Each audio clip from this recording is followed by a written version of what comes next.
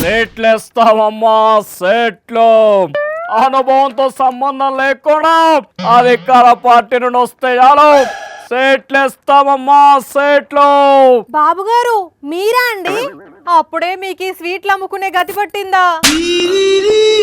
సర్లే, మీ విధిరాత అట్లున్నట్టున్నది. అయినా అదంతా నాకెందుకు గాని, నాకైతే అర్జెంటుగా 1/2 కేజీ జిలేబీ స్వీట్, ఓ 25 లడ్డు స్వీట్లు కట్టేయండి. ఏం మాట్లాడుతున్నావు నువ్వు? ఏం మాట్లాడుతున్నావు? నేను అమ్ముతున్నది స్వీట్లు కాదు, సీట్లు. సీట్లా? అయితే నాకు 3+2 సోఫా సెట్ సీట్లు కావాలి, బుక్ చేయండి. ధర ఎంతైనా పర్లేదు. ఏం మాట్లాడుతున్నావు నువ్వు? నేను అమ్మేది కూర్చునే సీట్లు కాదు, ఎమ్మెల్యే సీట్లు. ఎమ్మెల్యే సీట్లు. అవునా? అయితే నాకు సీట్ ఇవ్వండి. ఎక్కడి నుంచి పోటీ చేయమంటే అక్కడి నుంచి పోటీ చేస్తా. అవునా? ఎంతకి? నువ్వు ఏ పార్టీ నుంచి బయటకు వస్తున్నావు? ఏ పార్టీ కాదండి మనది, కొత్తగా స్టార్ట్ చేద్దాం అనుకుంటున్నా. పబ్లిక్ లో నాకు ఫుల్ ఫాలోయింగ్ కూడా ఉంది. నేను ఎవరికి పడితే వారికి సీట్లు ఇవ్వను. మరి అయితే మీరు టికెట్ ఇవ్వాలి అంటే ఏం అర్హతలు ఉండాలి బాబు గారు? అధికార పార్టీ వాళ్ళు టికెట్ ఇవ్వకుండా తీసేసిన వాళ్ళు మాత్రమే నేను సీట్ ఇవ్వడానికి అర్హులు. ఇదేం పోయే కాలం బాబు గారు. ఎవరైనా తమ పార్టీలో ఉన్న వాళ్ళకు టికెట్ ఇస్తారు, లేదంటే పక్క పార్టీ నుంచి వలసలు ప్రోత్సహించుకొని టికెట్ ఇస్తారు. మీరేంటి పక్క పార్టీ వాళ్ళు తీసేసిన వారికి టికెట్ ఇస్తాం అంటున్నారు? మరీ అంత దిగజారిపోయారా? ఏం చేయమంటావు?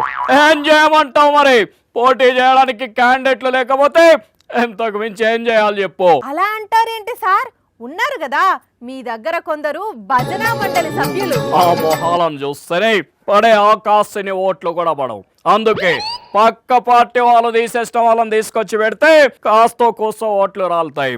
అలాగైనా పరువు నిలబడుతుందని చెప్పి ప్లాన్ చేశాం. కరెక్టే గాని ఆ పార్టీని పొద్దంతా తిట్టి మళ్ళా వాళ్ళ పార్టీల నుంచి వచ్చిన వారిని తీసుకుంటే పబ్లిక్ చీకొట్టారా? ఎందుకు చీకొడతారు? మన దగ్గరికి వచ్చిన వాళ్ళంతా మంచి వాళ్ళు అని చెప్తాం కదా. అంటే ఇప్పుడు అధికార పార్టీ వాళ్ళు ఎవరిని పక్కన పెడతారో అని చూస్తున్నట్టున్నారు మీరు, అంతేనా? అంతేగా, అంతేగా. వాళ్ళు వేసేసిన వాళ్ళని మనం తీసుకోవాలి, వాళ్ళకే టికెట్లు ఇవ్వాలి. అప్పుడు మీ దగ్గర ఉన్న వాళ్ళు ఊకుంటారా? బుర్ర తక్కువ వెరవలు వాళ్ళు ఏం చేస్తారు? అబ్బా, నీ తెలివితేటలు చూస్తుంటే చంద్రబాబే గుర్తొస్తున్నాడు నాకైతే. చంద్రబాబు ఆయన ఏం చేశాడు? సేమ్ ఇట్లనే వైసీపీ బయటికి వెళ్ళగొట్టిన వారికే టికెట్లు ఇస్తామని కాచు కూర్చున్నాడట. ఇప్పుడు దీని మీద సోషల్ మీడియాలో కూడా మస్తు మీమ్స్ వస్తున్నాయి తెలుసా? మీమ్సే కాదు, పేరుని నాని సారు కూడా మాట్లాడిండు. 4 రెట్లను తీసేస్తే వాళ్ళందరూ ఎందుకు చేర్చుకున్నావు? మేము పరికరాలని చెప్తే మరి నువ్వెందుకు చేర్చుకున్నావు? మా దగ్గర ఒక రాజుగారిని ఎంపీని అగ్రవర్ణాల రాజుగారిని వద్దంటే నువ్వు మళ్ళీ లటకని నువ్వు వాటేసుకుని తిప్పుకుంటున్నావు కదా.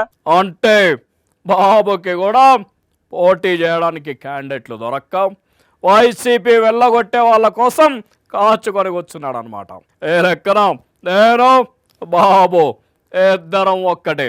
సరే, నా పని నేను చేసుకుంటాను.